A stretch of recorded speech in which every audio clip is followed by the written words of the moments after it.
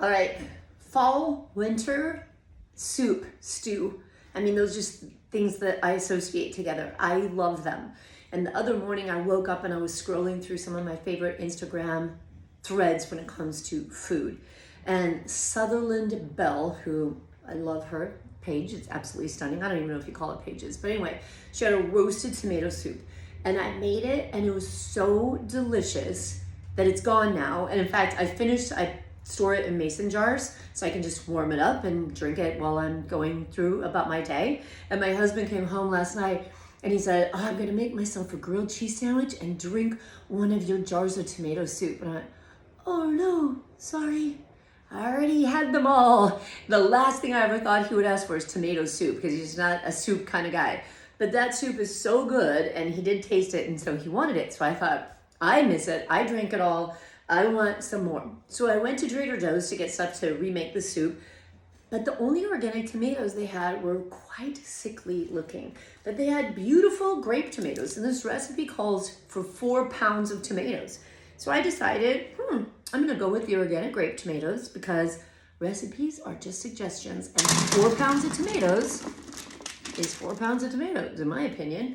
Now, if you're using big tomatoes, you just cut them like in quarters and you put the big wedges down onto your tray.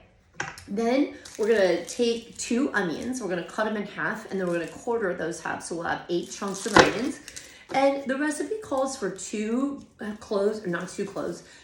heads of garlic, but also the organic garlic was a little bit small, so I'm throwing in an extra head of garlic because I love me some garlic. And then we cover it with salt and pepper and oil. I'm gonna use my organic extra virgin olive oil, but I'm also going to use my basil infused olive oil because when the veggies are done roasting, I'm gonna put them into a blender and add a handful of basil, a tablespoon of fresh oregano leaves, and a little bit of cream. So it's more like a bisque. It's so delicious. So I'm gonna chop all this up, throw it in the cookie sheet, let it cook for about 50 minutes. That's what it took last time. And we're gonna make us another batch of tomato soup. All right, let's chop up the onions.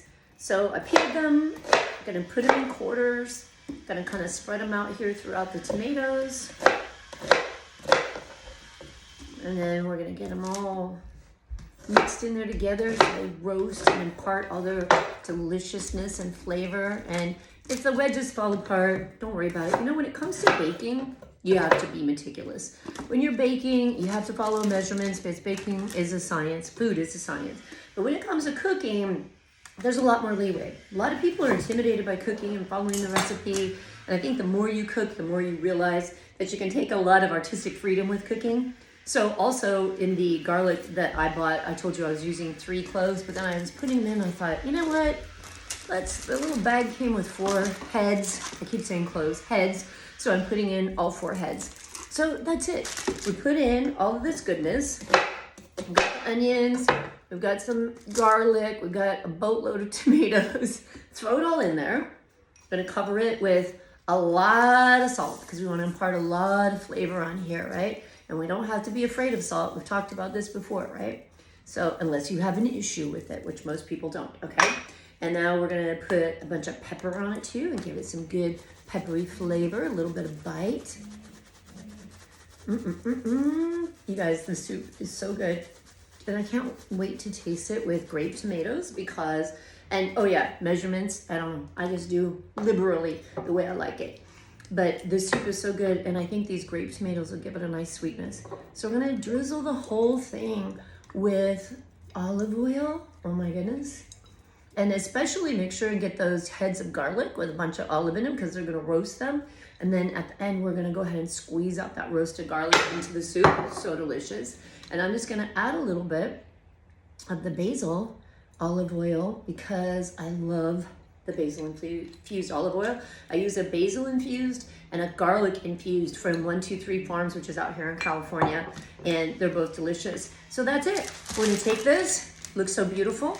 Gonna pop it in the oven and have us some delicious roasted tomato soup. Okay, so while that's cooking, I grabbed a handful of fresh basil leaves. The recipe calls for a cup of packed basil leaves, which means you wanna jam these suckers into a cup nice and tight. The palm of your hand is just about a cup. I'm not big on making more work than I have to by washing more things than I have to, so hands are great measuring tools when you get used to them. I have a whole handful of basil leaves. I'm gonna rinse those suckers off. And then I took some fresh sprigs of oregano. And the great thing about oregano, just slide your finger right down the stem, get yourself a handful of fresh oregano leaves. And again, antiviral, antifungal, help with detoxification of the body. So when we think about soups and stews in the fall and winter, think about all of the delicious fresh herbs that you can put in for tons of flavor to support you during cold and flu season. You see how the earth produces these things and we cook according to the needs of our body and the seasons of the earth. The roasting is done. It smells amazing. And when I was doing the previous video, I forgot that I was supposed to put balsamic vinegar over it and a sprinkle of paprika. So I went back after, pulled it out of the oven and did that. That's just how I roll. I use this Mission Fig balsamic vinaigrette. It's also from, or balsamic vinegar. It's also from 123 Farms out here, and I love it because it gives a nice sweetness to it. I'll let that cool off just a sec before I throw it in the blender because, whoo, it is hot. It's giving me a hot flash. All right, I'm using gloves for this part because it's still hot. I'm clumsy, and I like to try to avoid burning myself. So we're gonna put all this, including the delicious juices, into my Vitamix. But let me just tell you, high-speed blenders, like if you don't have a Vitamix, I highly suggest getting one because they're so awesome when it comes to cooking. And you know, I bought this Vitamix back in when I was doing my yoga teacher training. It was like back in 2006. And I remember at that time, I thought, oh my gosh, this thing, because I think it cost a couple $100 back then. And I just remember thinking, that's so crazy expensive for a blender. But I was taking some cooking classes, raw classes, so I guess it's uncooking. And they highly recommended this. And here I am, it's 2006, so almost 20 years later, and this thing's still going strong. So I feel like I got my money's worth. So I'm gonna pour the rest of this in, and we're gonna make us some tomato soup. All right, poured it in from the blender, added in a cup of my homemade bone broth, a cup of cream. The recipe calls for half a cup, but I wanted a little more fat, so I put in a whole cup, and 2 tablespoons of butter.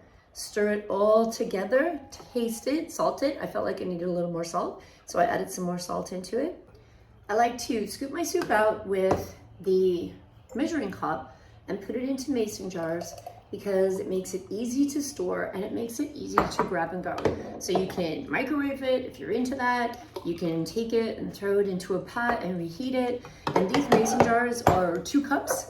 So they are a nice hearty meal and easy to do. So let's give this sucker a taste. See how it is. Grape tomatoes work just as good as heirloom tomatoes. Oh my God, this is delicious. And I like to take shredded parm and just put a couple tablespoons of shredded parm. And once the soup is warmed up, shake it up, put the lid on and shake it up or stir it up. And you get this cheesy, wonderful Parmesan soup. So the recipe actually that you'll see that I've linked to here, the recipe has Parmesan croutons on it, but that's a little too carby for me, so I just take a couple of scoops of shredded Parmesan cheese and throw it in, and it's equally delicious. Give it a shot, super easy to make, and yummy. I hope you enjoy it. Oh, and when you check out a Sutherland Bell's Instagram or website, don't judge me. I'm clearly not a Sutherland Bell.